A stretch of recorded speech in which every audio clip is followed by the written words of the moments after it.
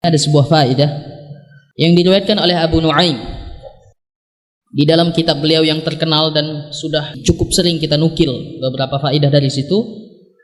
Kitab beliau yang berjudul Hilyatul Auliya. Apa kata beliau? Fid dunya tughyanan. Di dunia ini ada dua jenis kedurhakaan, ada dua jenis kezaliman, ada dua jenis ketidaksopanan. Apa itu? Tughyanul ilmi wa tughyanul mal. Kezaliman terhadap ilmu dan kezaliman terhadap harta. Ketidaksopanan terhadap ilmu dan ketidaksopanan terhadap harta. Kedurhakaan terhadap ilmu dan kedurhakaan terhadap harta.